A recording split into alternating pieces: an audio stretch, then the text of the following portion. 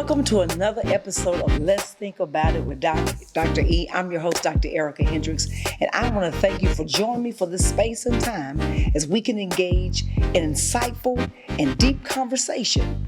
But beyond that, I want to challenge us to look at ourselves not differently, but look at yourself as more than. No matter what you're going through, life's going to always throw you a curve. It's going to always give you a flip side of another coin. You're always going to see light at the end of the tunnel. But the question remains is, how do you see yourself? That's not my topic today. I just want to remind you, and I want you to know that you're valued, you're important, and you are loved. So now let's get right into Let's Think About It with Dr. E. Today, we're going to talk about something that I think is a very profound topic. That I read about this sometime last year and didn't really think about how it would come up this year. But I believe it's something that we really need to think about because I feel that we're seeing more and more of this every single day. And we're going to talk about today breaking the mold, mastering the shock and awe effect. The shock and awe effect. We don't have to really look far to find the shock and awe effect. All you have to do is go to social media, turn on the news, have a conversation with some friends, go to lunch, go to dinner, and something in that conversation may give you a shock or awe effect. So the shock and awe effect, let me just bring it to you so you can understand what it is. It just isn't a military term, which is where this term derived from, but it's about dropping bombs, dropping distractions, dropping things that authentically, that are bold, that will take you off your normal way of thinking and give you a shock. And all of a sudden you say, we've all done it. We've all read something and it shocked us. And it was like, after we read through, we was like, now I see. You see, we've all done it. But how many of you can really say that what's happening right now in our government, what's happening right now in our world is really shocking you? For some of us, it shouldn't be a shock because a shock is an unexpected power move. You show up where you're counted out, and then you steal the whole show. Lean in. Trump told you what he was running about, what he was running on, and what he was running for. So we shouldn't be shocked by what he does, by what he says, and how he does it. But what is happening is he's shocking people with so many executive orders, so much stuff is thrown at us, and he's trying to get us distracted by shocking us with so much that we get ourselves off our normal routine, and then we miss the small nuances of changes that we really need to be focused on. It's the small changes that's going to affect us that we realize that we should have been paying attention, and how did we miss it? Right now, over in the Congo, many women have been raped and killed and burned and put in mass graves. We've not heard that on the news. It's not been put out there in front of us. It's because we're being shocked by so many things. I often tell people this: when the pandemic hit, the day that Kobe Bryant and his daughter and those 9 other individuals went down in that plane, on the front of the LA Times, go look it up, there was a small article on the front page that said there is a disease outbreak or something to that nature that they said. Didn't call it a pandemic. They said it's an outbreak that's taking place and we need to take precautionary measures. But we missed it because of the Kobe Bryant plane crash. And then that was in January. And then in March, we were in a full-blown pandemic. It's because so many things have been coming at us that we missed the big things. Now, let's be honest. It was in September of 2019 that President Trump was notified that there is a outbreak that's going to hit America, and he wanted us to prepare for it. And what did he do? He dismantled the public health team that was in effect. He got rid of them because he felt that that wasn't important, that the world didn't need to know about a global pandemic. So when the pandemic hit us, we, the American people, were taken by surprise because we were not given any notice. And what happens is they tell us to stay home. I tell everybody we were on house arrest. We were put on house arrest because of the lack of intelligence from a president, from a government who thought that we didn't need to know, that we didn't need to prepare for an outbreak. And many of you know that some million plus lives were lost. And I don't think we were ever really truly know the number. There were so many people who died before the pandemic was even given a name. So there are many people that died. So we don't really fully know the number, but what we do know, that too many people died that didn't have to. If we would have just taken the time to notify. So what happened is the pandemic shocked us.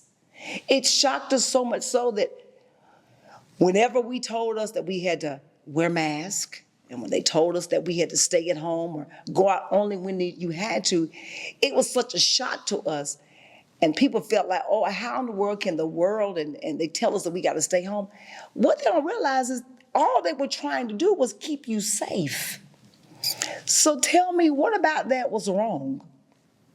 What about that we didn't need to know? Many of us were in a situation that we needed to know. I am an essential worker. And what they told us in my field of mental health was two things: keep them safe, keep them out of jails, and do everything you can to prevent any further mental health crisis. Think about this, y'all. People were told to stay home, stay isolated from their family members.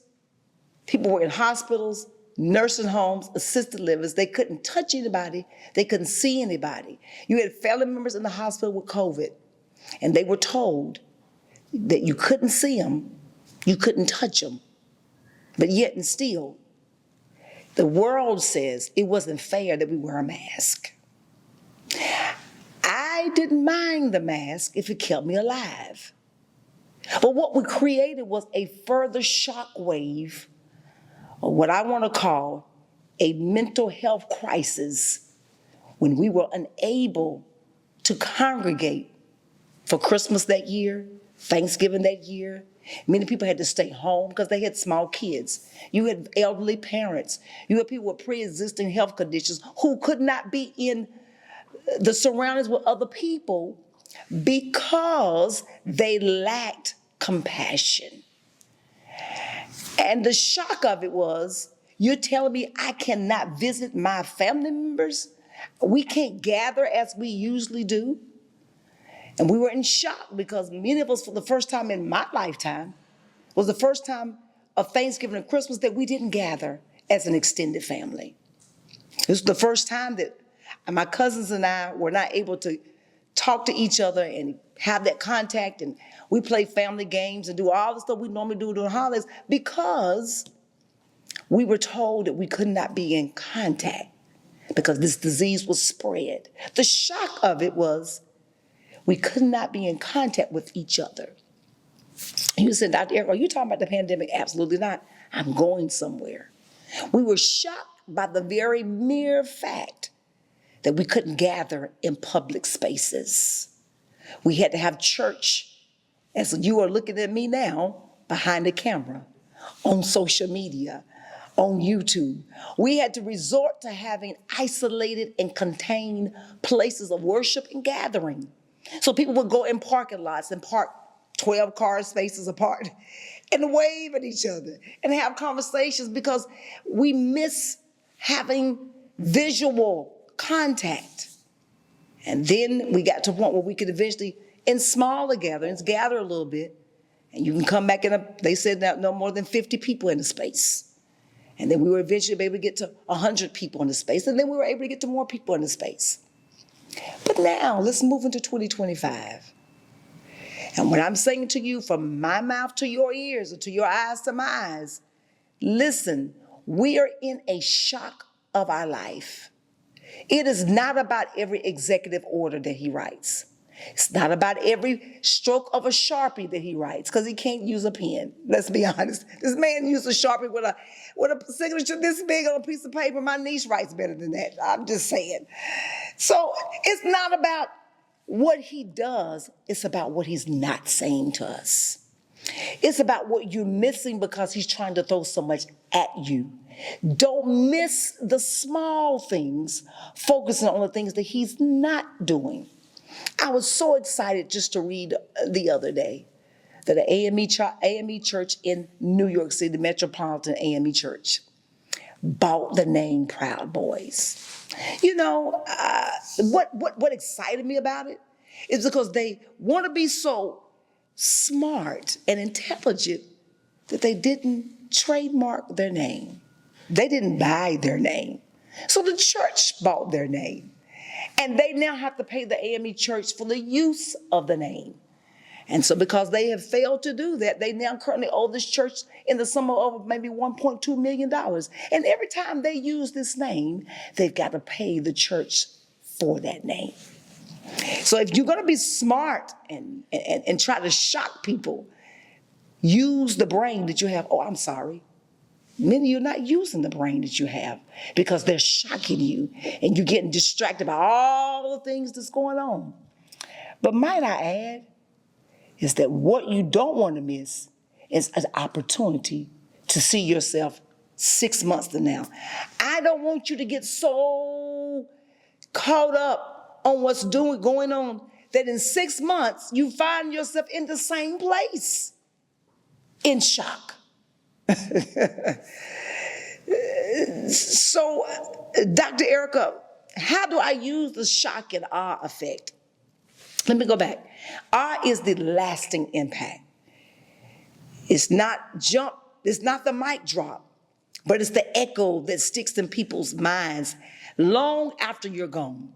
It's the awe of, wow, I can't believe that happened. And months and weeks down the road, they're still having the awe effect on something you've done or something that you said. And so I'm often wrestling with the thought of people saying, I can't believe that Trump is doing all this. And I asked myself the question, well, why not? He ran his campaign on what he said he was going to do. And he's doing what he said he was going to do. So there should be no shock on your part or my part. What we should be doing is in the awe moment. So, I see what he's doing. I see. You get it now?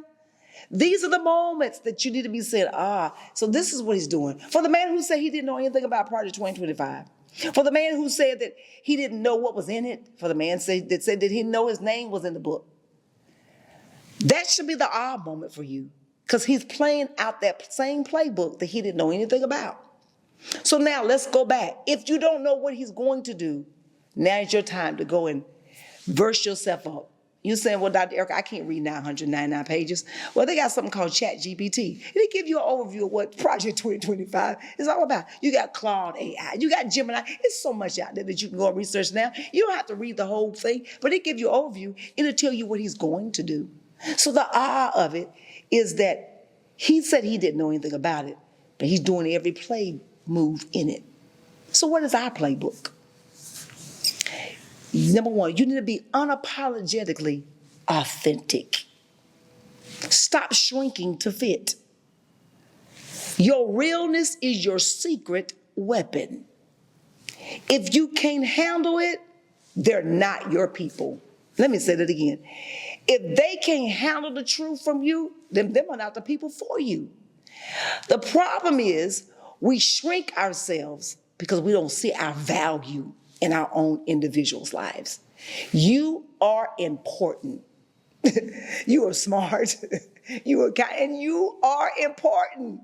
I need for you to know that you're smart. You're intelligent. You're not just somebody that just thought of something. You put some thought behind it.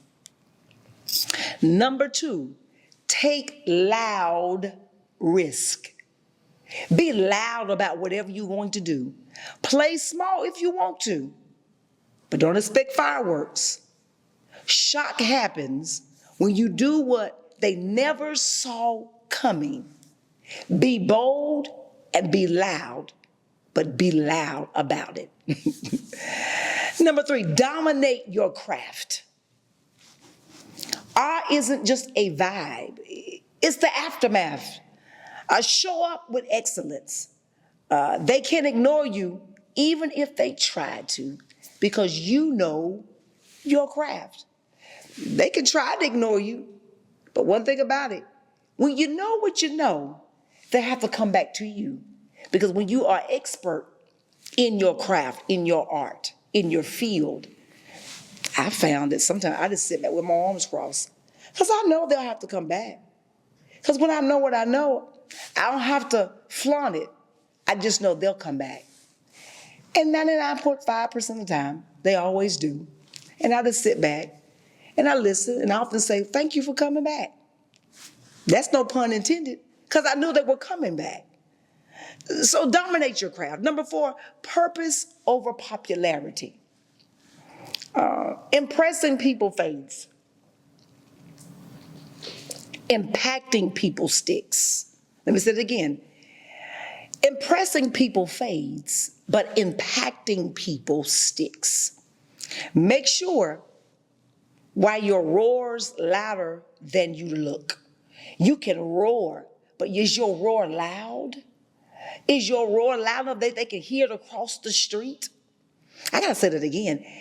Impressing people fades, but impacting people stick. You don't have to be arrogant to be impactful. All you have to do is know what you know and show up and roar. And I realized something about my roar. My roar doesn't have to be an audible voice. My presence roars. Your being able to know who you are speaks for itself. When you show up in a room, you show up loud. They know that you're there. I want you to shock people with your presence. This is not a time for you to shrink, but it's a time for you to be present in the moment. Think about it. Jesus was the ultimate disruptor. He didn't tiptoe around fragile egos. He flipped over tables. He healed on the Sabbath. And he spoke truth even when it stung. The shock and awe is it was divine. He knew exactly what he was going to do, and he did not care who did it. Jesus was so dominant that even when they called him out, he very simply bowed down in the dirt and wrote in the dirt, "If you without sin, cast the first stone." But see, you can't do that because we all have something that we have to contend with. So we all have no being that we can put in each other's eye and say, you should have done this or you should have said that. What I can tell you is this: disrupt in your field. Show up loud and let them know that you've arrived. And no matter what it happens, let them know I'm anchored here. You can't get rid of me. You can't throw me out. Because in this moment, I matter. Jesus said in Matthew 7:28 and 29, he says, when he had finished saying these things, the crowd were amazed at his teaching, because he taught as one who had authority and not as the teachers of the law. Translation: Jesus didn't blend in. He flipped the narrative. He didn't just drop wisdom, he made them feel it. The blueprint is, let them feel it, fam. Whenever you walk in, let them feel your presence. Let them feel the stink of your absence. But more than anything, let them feel the shock of you being there, and let them feel the awe of your absence. Because the one thing I realize is that no matter how confident you are in who you are, somebody's going to always try to tear you down. But when you know who you are, show up your best self. And show up captivating them when you walk into a room. One thing I realize about me is that I will try anything once. I will. And if it doesn't work out, I didn't fail. It just wasn't for me. So you see how I just flipped that? I didn't say, I failed at that. I realized that is not for me. It's for somebody, but it's not for me. So we got to change the way we think if we want people to buy in that I own who I am. So our playbook are, number one, be unapologetic, authentic. Number two, take loud risk. Number three, dominate your craft. Number four, purpose over popularity. So here's your dare this week. Find the area where you've been coasting, playing it safe, or dimming your light. Now set it on fire. I mean, set it on fire. Now, not metaphorically. Don't catch that on fire. But whether it's a bold move at work, launching a new project, or having the uncomfortable conversation, do it with that kind of energy that makes people say, wait, what just happened? What really just happened here? Did she really just drop this bomb on us and leave? Mic drop is a powerful move when you know what mic to drop and what setting to drop it. Don't just drop a mic and walk away. But when you drop that mic, know that I'm leaving them with something. That they're gonna want to invite me back to the table because I just shocked them with something that they didn't know was really coming their way. So family, as we wrap up this episode, I want you to shock yourself and light a fire under your own self. And don't you forget that you were made and designed for such a time as this. Don't shrink back. Don't walk back, but move forward. Because you are a person that was made to disrupt, break the mold, but more importantly, live out loud. Thank you for joining me in this episode. I am so glad that you have me to come into your space and your place today. But go right now and subscribe to Dr. Erica Hendricks. Let's Think About It on YouTube because you can't get this content anywhere. Until next time, let's think about it.